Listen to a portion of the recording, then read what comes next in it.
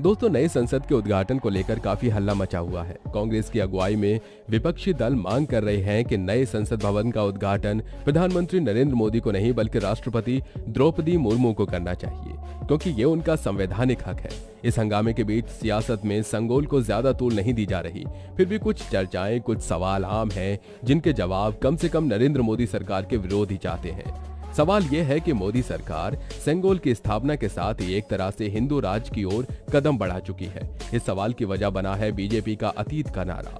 जब वो आज की तरह अखिल भारतीय पार्टी नहीं बनी थी, तब बीजेपी का नारा होता था हिंदी हिंदू हिंदुस्तान। लेकिन धीरे धीरे इसने इस नारे का असर धीमा कर दिया, लेकिन उसकी सोच वैसी ही रही।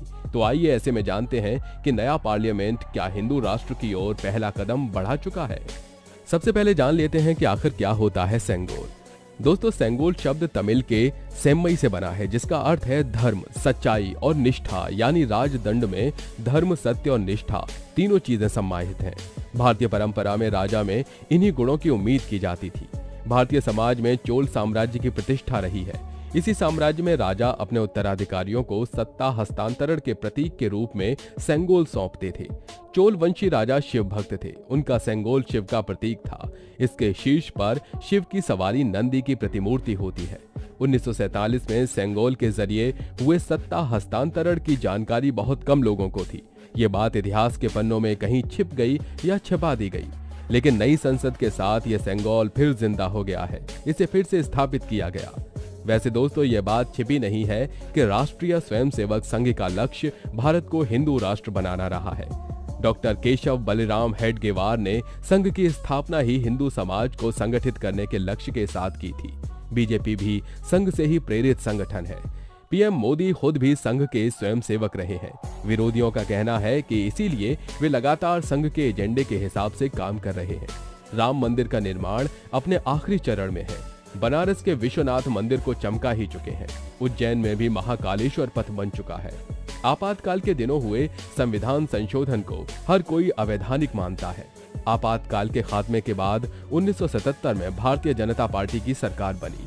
इंदिरा सरकार ने आपातकाल में जितने भी फैसले लिए थे, उसने उन सब को या तो बदल दिया या फिर वापस ले लिया, लेकिन एक फैसला नहीं बदला गया।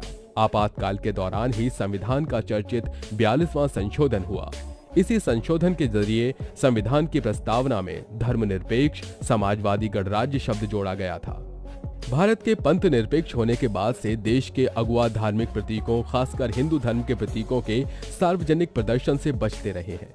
लेकिन मोदी शायद पहले नेता हैं जिन्होंने इस परंपरा की परवाह नहीं की। चाहे काशी का विश्वनाथ मंदिर हो या नेपाल का पशुपतिनाथ मंदिर, मोदी ने गले में रुद्राक्ष की माला पहनी।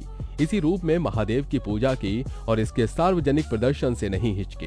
प्रयाग के कुंभ में स्नान किया और सूर्य को खुलेआम अर्घ दिया। मोदी के इन कदमों को निजी कहा जा सकता है, लेकिन नई संसद में सेंगोल को स्थापित करना पहला ऐसा कदम है जो सीधे राजनीति और शासन से जुड़ा है। वैसे तो नई संसद के शीर्ष पर भारत का राज चिन्ह अशोक का चक्र और सिंह स्थापित हो चुका है। इसे दूर से ही देखा जा सकता है, लेकिन सेंगोल में हिंदू राज का संकेत देख रहे लोगों का आरोप है कि जब अशोक चक्र और सिंह भारत के राज चिन्ह के रूप में स्थापित हैं, तो फिर सेंगोल की जरूरत ही क्या है। उनका यह भी कहना है कि आने वाले समय में सेंगोल राज चिन्ह के रूप में स्थापित होता चला जाएगा और अशोक चिन्ह पीछे छूट जाएगा। लेकिन इस आशंका में कोई दम नहीं है कि देश में शासन व्यवस्था से जुड़े कई प्रतीक हैं। बेशक मोहर सिर्फ अशोक स्तंभ के सिंह की है, लेकिन ये भी सच है कि हमारा ये प्रतीक अपना तिरंगा झंडा भी है। महात्मा गांधी भी हमारे महत्वपूर्ण राष्ट्रीय प्रतीक हैं। राष्ट्रीय पक्षी मोर और कमल के पुष्प की भी प्रतिष्ठा राष्ट्रीय प्रतीक के ही तौर पर है। देश ना तो सिंह को भूल पाया है, ना ही कमल के फूल को, ना ही मोर को। गांधी तो देश ही नहीं, नई दुनिया का सपना देखने वाले विश्व के हर नागरिक के दिल में बसते हैं। अपना अशोक चिन्ह भी वैसा ही है। वो हमारे गर्व का, हमारी ताकत का और हमारी वैश्विक उपस्थिति का प्रतीक है। इसमें अगर सेंगोल भी जुड़ गया तो कोई खास फर्क नहीं पड़ने वाला। सेंगोल चूंकि तमिल संस्कृति से जुड़ा है, इसलिए एक सवाल ये भी उठ रहा है, क्या मोदी इस बहाने तमिल लोगों को सियासी तौर पर साधने की कोशिश कर रहे हैं। दोस्तों, इसमें कोई दो राय नहीं कि बीजेपी अब भी दक्षिणी राज्यों में अपना वजूद बनाने के लिए जूझ रही है। ले देकर कर्नाटक में उसकी पकड़ थी, वो भी हालिया विधानसभा चुनाव में छूट गई। केरल और तमिलनाडु में मजबूत उपस्थिति बीजेपी के लिए अब भी सपना ही है।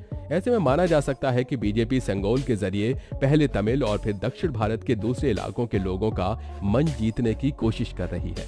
वैसे कुछ महीने पहले बीजेपी सरकार की पहल पर वाराणसी में तमिल संगम का आयोजन हो चुका है। दक्षिण भारत में ज्यादातर हिंदू शैव हैं। शैव यानी शिव के भक्त, उनके आराध्य भगवान भोलेनाथ हैं। महाशिवरात्रि के वक्त वाराणसी की गलियां तमिलनाडु, कर्नाटक, आंध्र और तेलंगाना में बसे श्रद्धालुओं से भर जाती हैं। तमिल संगम के जरिए माना गया कि काशी और तमिलनाडु को जोड़ने का सांस्कृतिक ही मकसद नहीं रहा, बल्कि राजनीति की राह तलाशना भी है। बीजेपी ने ये काम अपने राजनीतिक हित को ध्यान में रखकर ही किया। राम मंदिर आंदोलन के जरिए बीजेपी ने उत्तर भारत में अपनी पैठ बना ली, लेकिन दक्षिण भारत में इसके ऐसे कार्ड नहीं चल रहे। इसलिए हो सकता है कि बीजेपी सेंगोल के जरिए दक्षिण में राजनीतिक पकड़ बनाने की कोशिश कर रही है, लेकिन इससे इनकार नहीं किया जा सकता कि बीजेपी खुलकर सांस्कृतिक प्रतीकों की न सिर्फ हिमायत करती है, बल्कि उन्हें स्थापित करने के अपने मकसद को झुठलाती भी नहीं। सेंगोल के खिलाफ उठ रहे सवालों का जवाब देने की कोशिश भी हो रही है। जानकारों के हिसाब से सेंगोल सिर्फ धर्म दंड नहीं है, ये राज और अराज का निर्णायक भी है। हिंदी और संस्कृत के प्रोफेसर प्रमोद दुबे का कहना है कि गोस्वामी तुलसीदास ने लिखा है कि जिस राजा के राज में प्रजा दुखी होती है, उसे नरक में जाना पड़ता है। इतने सवालों के बाद ये जानना जरूरी हो जाता है कि आखिर सेंगोल की भूमिका आजाद भारत में क्या रही है। तो आपको बता दें कि 1947 के अगस्त का महीना शुरू ही हुआ था। इससे 3 महीने पहले all India radio Pandit Jawaharlal Nehru और मोहम्मद अली जिन्ना के भाषण प्रसारित हुए थे। दोनों भाषणों का मतलब ये था कि अब का बंटवारा तय हो चुका है। आजादी की घड़ियां नजदीक आते आते भारत में ब्रिटिश हुकूमत के नुमाइंदे वायसराय लॉर्ड माउंटबेटन को कई चिंताओं ने घेर रखा था। इनमें से एक चिंता थी हिंदुस्तानियों को शासन किस तरह सौंपा जाए। जब माउंटबेटन को कुछ नहीं सूझा तो उन्होंने अपनी फिक्र नेहरू के सामने जाहिर की। नेहरू भी इस समस्या का कोई हल नहीं निकाल पाए, लेकिन उनका ध्यान गया राजा जी के नाम से मशहूर चक्रवर्ती राजगोपालाचारी की ओर, जो भारतीय परंपराओं के गहरे जानकार थे। राजा जी ने काफी देर सोचा और अध्ययन किया। आखिर में वे इस नतीजे पर पहुंचे कि सेंगोल सत्ता हस्तांतरण का प्रतीक हो सकता है। सेंगोल यानी राजदंड। अब भले ही सवाल उठे कि जब भारत ने शासन व्यवस्था के रूप में लोकतंत्र को अपनाने की तैयारी कर ली थी, तो फिर राजतंत्र की परंपरा वाले राजदंड के जरिए सत्ता का हस्तांतरण क्यों हुआ। लेकिन उस वक्त अंग्रेजों ने राजदंड के जरिए ही भारतीयों को सत्ता सौंपी थी। 14 अगस्त 1947 की रात तमिलनाडु के मशहूर मठ तिरुवावरुदुरई अधिनम के उप प्रमुख श्री कुमार स्वामी तमिरान मठ के विशेष गायक मणिक्कम और नाद स्वर विशेषज्ञ TN राजरत्नम ने श्लोकों के साथ अभिमंत्रित सेंगोल माउंटबेटन को दिया। माउंटबेटन ने उसी सेंगोल को सत्ता के हस्तांतरण के प्रतीक स्वरूप नेहरू को सौंपा। उस वक्त सरदार वल्लभ भाई पटेल और राजेंद्र प्रसाद समेत तमाम कांग्रेसी दिग्गज वहां मौजूद थे। हिंदू धर्मशास्त्रों और परंपराओं के जानकारों के मुताबिक राजदंड का मतलब है कि राजा भी सर्वोच्च नहीं, वो राजदंड के अधीन है। राजदंड यानी एक ऐसी व्यवस्था जिसमें शासन के सामने सभी बराबर हैं, न्याय और धर्म सबके लिए समान है। नई संसद में अध्यक्ष के आसन के साथ इसी सेंगोल को स्थापित किया जा रहा है। दोस्तों, कई आम लोगों के मन में एक सवाल ये भी उठ रहा है कि नए संसद भवन की जरूरत क्यों पड़ी। नई संसद भवन की जरूरत को समझने से पहले आपको पुराने संसद भवन से जुड़ी कुछ बातों को जानना जरूरी है। मौजूदा संसद भवन का निर्माण वर्ष 1921 में शुरू किया गया और वर्ष 1927 में इसे प्रयोग में लाया गया। यानी ये संसद लगभग 100 वर्ष पुराना हो चुका है। पिछले कुछ वर्षों में संसदीय काम और उसमें काम करने वाले लोगों और विजिटर्स की संख्या में कई गुना वृद्धि हुई है। इसके अलावा संसद भवन के मूल डिजाइन का कोई अभिलेख या दस्तावेज नहीं है, इसलिए नए निर्माण और संशोधन अस्थायी रूप से दिए गए हैं। उदाहरण के लिए भवन के बाहरी वृत्तीय भाग पर वर्ष 1956 में निर्मित 2 नई मंजिलों से सेंट्रल हॉल का गुंबद छिप गया है और इससे मूल भवन के अग्रभाग का परिदृश्य बदल गया है।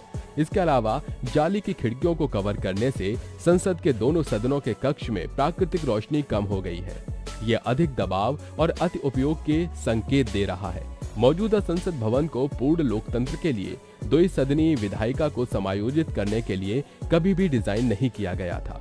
1971 की जनगणना के आधार पर किए गए परिसीमन पर आधारित लोकसभा सीटों की संख्या 545 में किसी तरह का कोई बदलाव नहीं किया गया है, जबकि साल 2026 के बाद इसमें काफी वृद्धि होने की संभावना है। ऐसे में नए सांसदों के लिए बैठने की पर्याप्त जगह ही नहीं होगी। बैठने की व्यवस्था तंग और बोझिल है। दूसरी पंक्ति से परे कोई डेस्क नहीं है। सेंट्रल हॉल में केवल 440 व्यक्तियों के बैठने की क्षमता है। जब संयुक्त सत्र होते हैं तो सीमित सीटों की संख्या और बढ़ जाती है, इसलिए नए संसद भवन की जरूरत पड़ी। आपको बता दें कि नए संसद की सबसे बड़ी विशेषता संविधान हॉल है। ये भवन के बीचों बीच बना हुआ है। इसके ऊपर अशोक स्तंभ लगा है। कहा जा रहा है कि इस हॉल में संविधान की कॉपी रखी जाएगी। साथ ही महात्मा गांधी, जवाहरलाल नेहरू, सुभाष चंद्र बोस, देश के प्रधानमंत्रियों की बड़ी तस्वीरें भी लगाई गई हैं। आज के वीडियो में बस इतना ही। इस वीडियो से रिलेटेड आपकी क्या राय है, आप हमें कमेंट बॉक्स में बता सकते हैं। साथ ही वीडियो पसंद आई हो तो लाइक करें, चैनल को सब्सक्राइब करके बेल आइकन को प्रेस करना बिल्कुल ना भूलें।